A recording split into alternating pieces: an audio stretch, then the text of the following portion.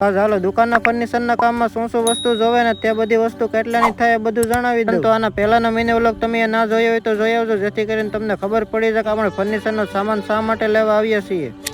તમે બધા તો જાણો છો કે ભાઈ અમે અમારા ગામમાં બનાવી છીએ મોટે મોબાઈલની દુકાન, અને એ મોબાઈલની દુકાનમાં ફર્નિચરનું કામ કરવાનું. ફર્નિચરનો સામાન લેવા માટે થઈને તો તળાજા આબિદભાઈને ત્યાં આવી ગયા હતા, પરંતુ કઈ વસ્તુ લઈ જવી એ કઈ અમને ખાસ ખબર તો હતી નહીં. તો અમારે ત્યાં ફર્નિચરનું કામ કરવા માટે જે કારીગરો આવવાના છે તેમને એક લિસ્ટ બનાવીને આપ્યું હતું. તે લિસ્ટ પ્રમાણે અમારે બધી વસ્તુ લઈ જવાની. ફર્નિચરમાં મેન વસ્તુ જે જરૂર પડે છે આ ફ્લાય છે, અને ફ્લાય ઘણા બધા અલગ અલગ પ્રકારના ભાવમાં જોવા મળે છે. કેવા પ્રકારની ફ્લાય રાખવી અને કેટલી મોંઘી રાખવી એ બધું આપણા ઉપર આધાર રાખે છે. જેવી આપણે રાખીએ તેવી ફ્લાય આવે છે. ફ્લાય નક્કી કર્યા પછી તેના ઉપર લગાડવા માટે મેન આવે છે સનમાઇકો આવે. સનમાઇકો પણ ઘણા અલગ અલગ ભાવમાં જોવા મળે છે. એ પણ તમે જેવો રાખો એના ઉપર આધાર રાખે. ફ્લાય અને સનમાઇકોની સાથે સાથે જરૂર પડતી ફર્નિચરની એવી તમામ વસ્તુઓ બધી અમે લઈ લીધી છે. અને હવે તમને જણાવું કે આનો ટોટલ સરવાળો કેટલો થયો. એમાં તમને જે રકમ દેખાય તે પ્રમાણે 55,060 રૂપિયાની ટોટલ આપણે બધી વસ્તુઓ થઈ છે. અને જે વસ્તુની જરૂર પડે તે વસ્તુ પાસે આપણે અહીંથી જ લેવાની થઈ છે. ફર્નિચરના કામમાં જરૂર પડતી એવી તમામ વસ્તુ આપણે લાવી નાખી છે, અને કાલથી ફર્નિચરનું કામ પણ ચાલુ થઈ જશે. બીજું વધારે તો કઈ ને કેવું, પરંતુ તમે જો મારી આ દુકાન બનાવવાની જર્ની સાથે જોડાવા માંગતા હોય તો એક નાનો ફોલો કરતા જજો.